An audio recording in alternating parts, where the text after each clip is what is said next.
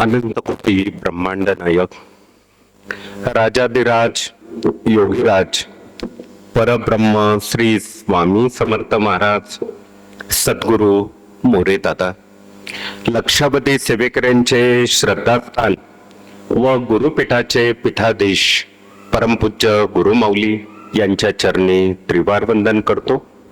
उपस्थित सर्व समर्थ सेवेकरी, माता भगिनी आणि पुरुष सेवेकरी, आपल्या सगळ्यांना आजच्या गुरुपौर्णिमे निमित्ताने हार्दिक शुभेच्छा देतो, धन्यवाद देतो.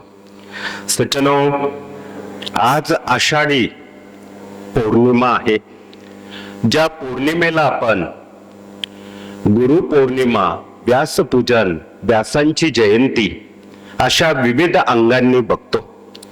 खर तर वेद काळात आजच्या या आषाढी पौर्णिमेला नारायण स्वरूप आणि सगळ्या ऋषी मुनी यांचे शिरोमणी वेदव्यास यांचा जन्म झालेला आहे.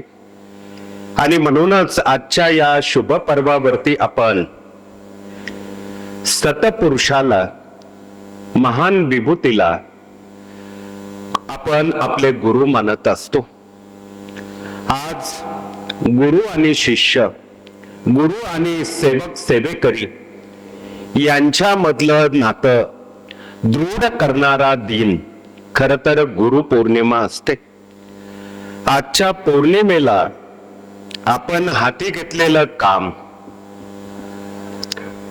त्याचबरोबर गुरुच्या तेजाला आणि आपल्या कामाला पूर्णत्व येत असतं. म्हणून खर तर ही गुरुपौर्णिमा अन्य पौर्णिमेपेक्षा जास्त महत्वाची मानली जाते. शेकडो वर्षापासूनची आपली परंपरा आहे आणि म्हटलं जातं, ज्याने गुरु केला त्याचा जन्म सार्थ झाला, ज्याने गुरु नाही केला त्याचा जन्म व्यर्थ गेला. गुरु करा, गुरु करा, गुरु करा. आपण अनेक पोथी पुराणात, ग्रंथांमध्ये गुरुविषयी महती नेहमी वाचत आलेलोय. पण गुरु का करायचे? कोणाला आपल्याला गुरु मानायचं असतं? तर प्रत्येक मानवाला जन्मापासून मृत्यूपर्यंत आपला उद्धार करून घेण्याकरता वेगवेगळ्या वळणांवरती वेगवेगळ्या प्रकारच्या गुरूंना आपलंसं करावं लागतं. म्हणून म्हटलं जातं, 5 प्रकारचे गुरु आपल्या जीवनामध्ये लाभले पाहिजे. ज्याला 5 गुरु लाभले, नक्कीच हा 84 योनींचा प्रवास त्या ठिकाणी थांबून त्याला मुक्ती मिळत असते. पण हे 5 गुरु कोण आहे? गुरु, परमगुरु, परात्पर गुरु, परमेष्ठ गुरु, गुरु तत्व तथा सद्गुरु.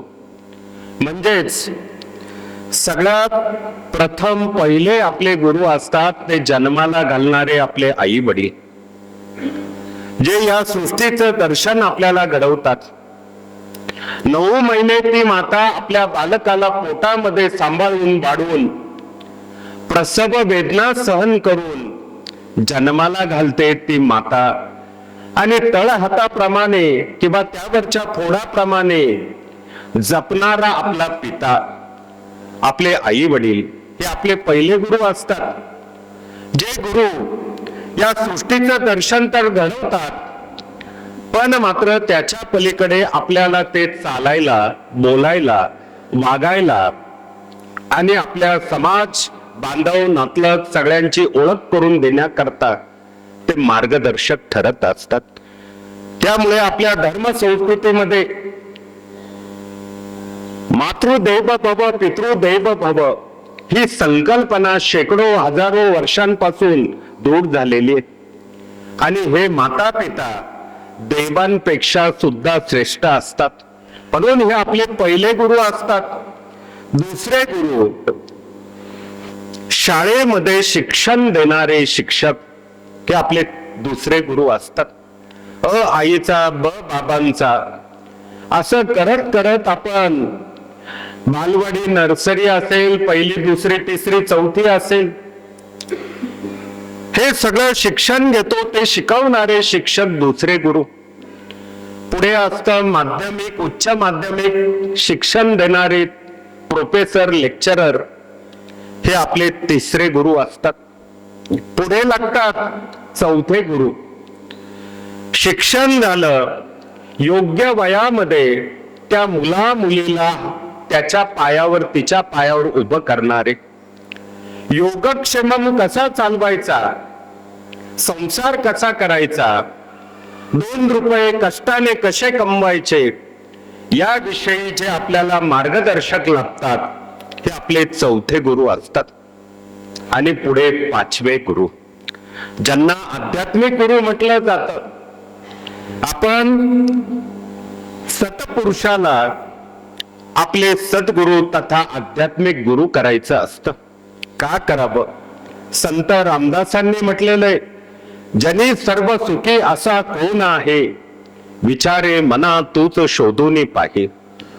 प्रत्येकाच्या जीवनामध्ये क्षणोक्षणी दुःख, समस्या, अडचणी, संकट ही मालिका सुरू असते. मग अशा संकटातनं, समस्येतनं आध्यात्मिक मार्गदर्शन करून, सेवा देऊन आपल्याला संकटमुक्त करतात ते आपले आध्यात्मिक गुरु, त्यांना आपण सद्गुरु म्हणत असतो. हे सद्गुरु सुद्धा सगळ्या देवागुरूंपेक्षा श्रेष्ठ असतात.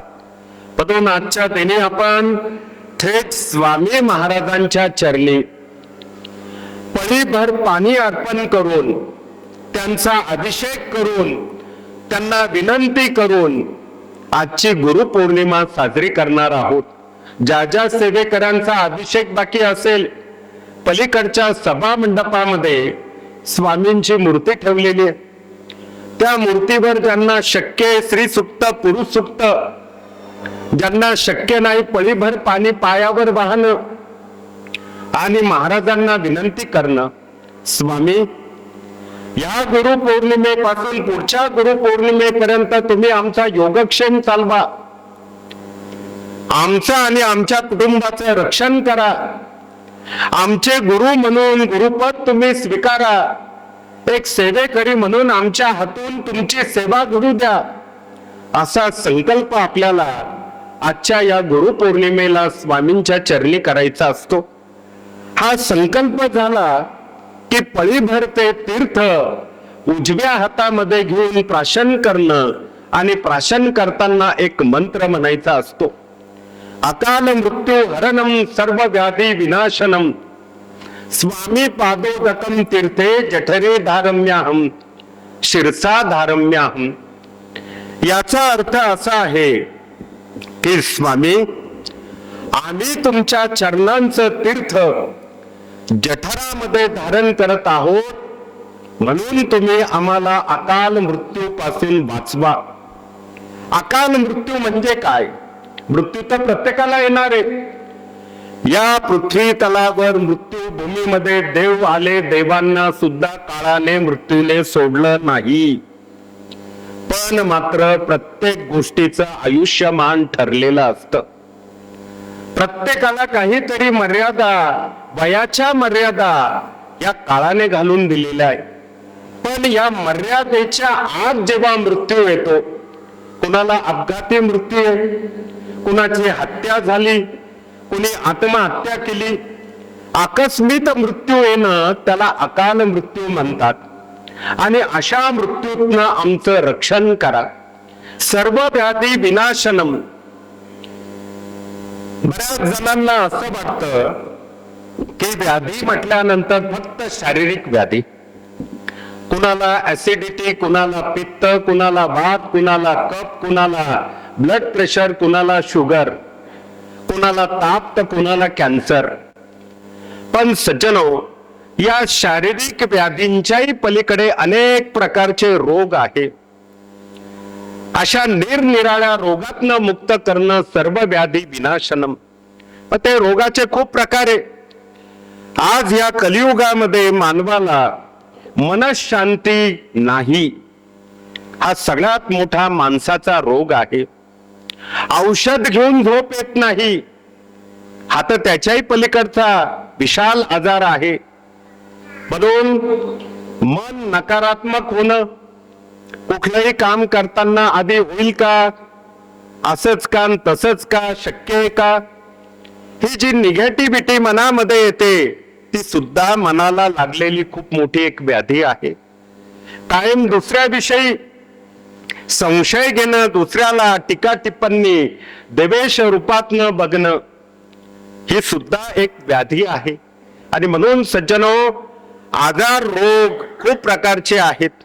एवढंच काय तर सतत मोबाईल पाहत राहणं, देवाचं नामस्मरण न करता, माळ जप न करता कोणी मोबाईल मध्ये अडकलेलं आहे, फेसबुक, व्हॉट्सअप, इंस्टाग्राम वगैरे वगैरे.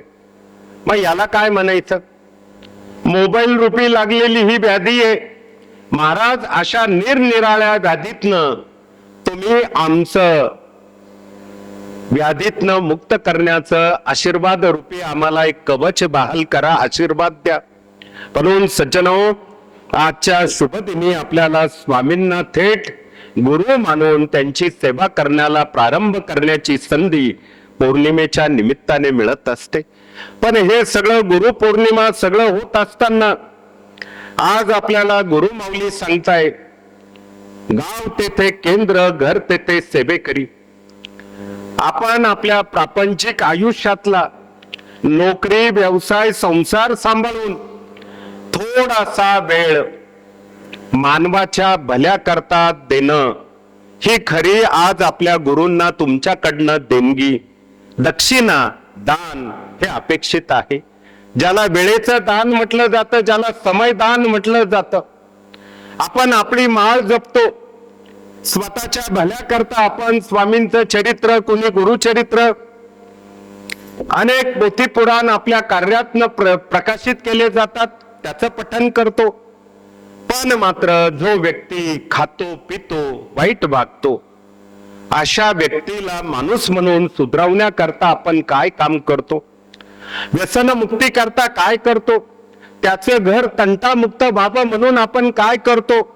त्याला रोगमुक्त करण्याकरता, नव्या पिढ्यांना ज्ञानयुक्त, संस्कारयुक्त करण्याकरता आपण वेळ देतो का? आणि म्हणून आजच्या शुभ पर्वावरती आपल्याला सांगू इच्छितो की आपण प्रश्नोत्तर असेल, बालसंस्कार असेल, शेतीशास्त्र, वास्तुशास्त्र, आरोग्यशास्त्र, विवाह संस्कार, सणवार, व्रतवैकल्य, अशा विविध निरनिराळ्या 18 विभागातनं काम करावं. ज्याला जे आवडेल तो विषय अभ्यासावा.